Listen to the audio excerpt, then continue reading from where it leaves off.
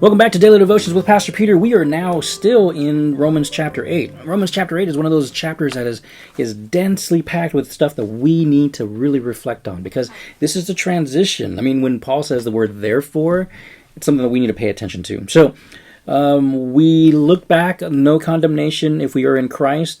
The next part I want to talk about today is following the Spirit. So this is what it says in Romans chapter 8, verse 12.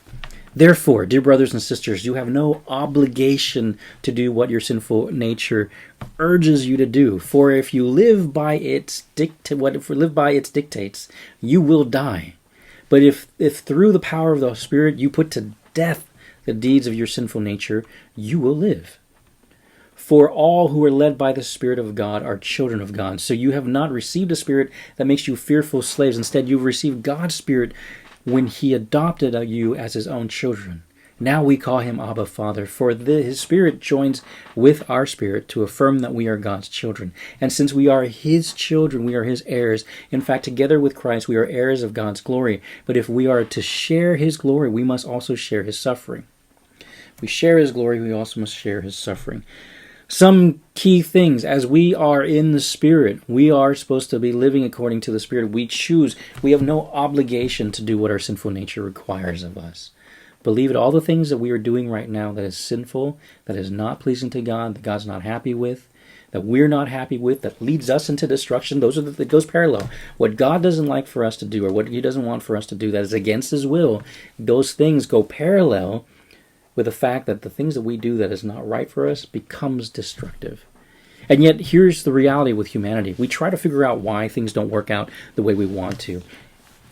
And we're like, I can't figure out why my life has gone to crap. But then when we look at the Bible and we say, the Bible is just so mean, it's judging me. But yet the Bible serves as a warning. Hey, if you live this way, it's not the way God designed us to live. God designed us to live as a certain way. Again, my phone has a design. It needs to work a certain way. If it doesn't work or it doesn't power on, that's not its design. I could use this as a brick and a door stopper, but it's not its design. The same thing for us. We could live in a way where it's not what our design is. We'll never be satisfied or happy. But see, this is what it says, verse 13, for if you live by its dictates, you will die. But if through the power of the Spirit you put to death the deeds of your sinful nature, you will live. Now, in order for us to do this, it's a battle for us every single day. It's a battle. It's tough work. It's difficult for us to do the right thing. And so we have to put to death our sinful nature. That means we look at it and we say, hey, it's dead to me. It doesn't exist anymore. It's died. That's in my past. It no longer exists. Whatever sinful thing you know you're engaged in, you have to look at it as something that has been died, that has been put to death.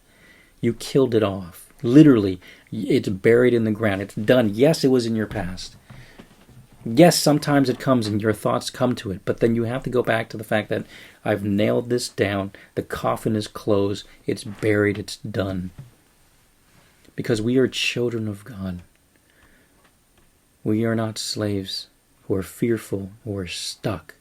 But then we have God that we call as Abba, Father. This is in verse 16. Abba, Father means daddy. This is a close connection we have with God. And we are heirs. We have an inheritance that comes to us. And so, my friends, what is this heir that we have?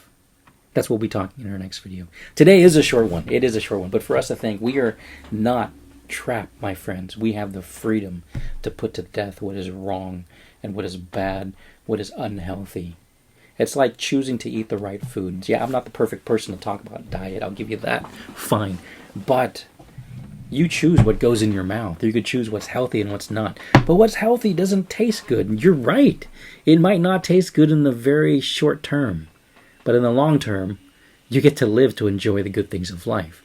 Let's go back to masks and keeping our social distance. Today is Sunday while I'm recording this. It's Sunday the 6th of December.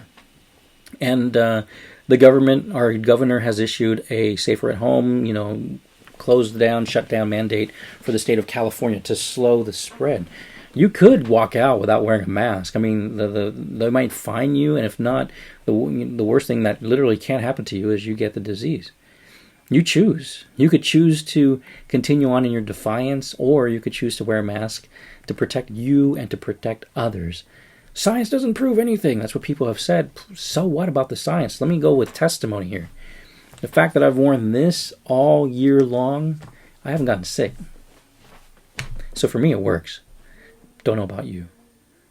But the reality is we have a choice. We have a choice to do things in life.